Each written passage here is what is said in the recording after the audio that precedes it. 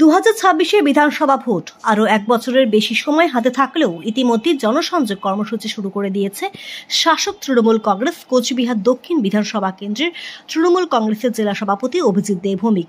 তিনি ইতিমধ্যেই জনসংযোগ কর্মসূচি ভোরবেলা থেকে ব্যাপক জনসমাগম করে শুরু করে দিয়েছেন।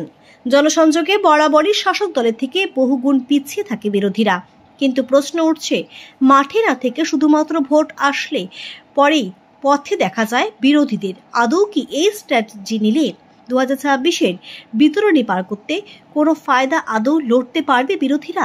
সেটাই প্রশ্ন থেকে যাচ্ছে রাজনৈতিক মহলে।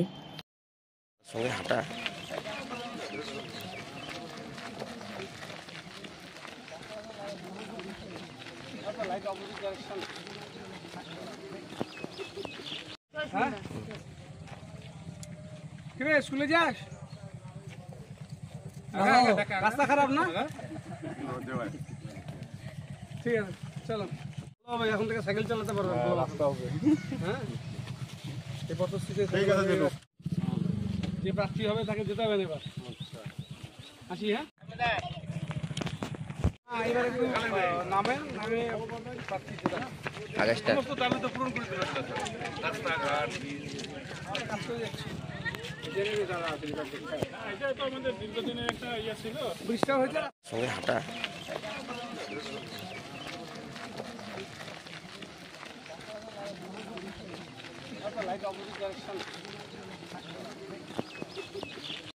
এগুলো তো কিছু কিছু জায়গাতে রাস্তা, ব্রিজ, এই সমস্ত সমস্যা ছিল, যেগুলো আমাদের সরকার ধীরে ধীরে সবটাই মিটিয়েছে।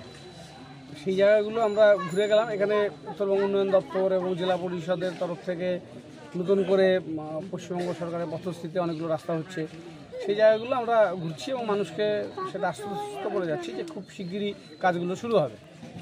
কিছু কিছু জায়গাতে কাজের অভিযোগও ছিল, আবার কিছু জায়গায় কাজ করার পরেও আমাদের ভোটে মাইনাস ছিল। সেই জায়গাগুলো ঘুরে তাদের সাথে আমাদের কি অসুবিধে আছে, আমাদের সম্পর্কে তাদের কোনো অভিযোগ আছে কিনা সেগুলো জানার চেষ্টা করা, স্থানীয় নেতৃত্বদের নিয়ে ঘোরা, একটা লোকাল পঞ্চায়েত সভাপতি, যারা স্থানীয় কর্মী, তাদের সাথে কথা বলার সুযোগ হচ্ছে। বিশেষ করে কি 26-এর ভোটকে কেন্দ্র করেই কি মানুষের অভিযোগ শুনতে রাস্তায় বেরোনো? রাজনৈতিক কর্মীদের তো লক্ষ্য থাকবেই যে নির্বাচনে জনসমর্থন পাওয়া, এটা স্বাভাবিক করছে, কিন্তু আমরা যেটা করছি এটা কিন্তু আমরা সবসময় করি।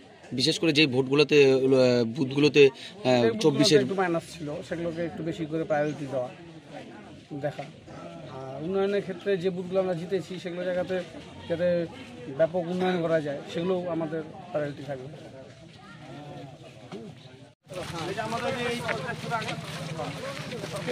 আমাদের এই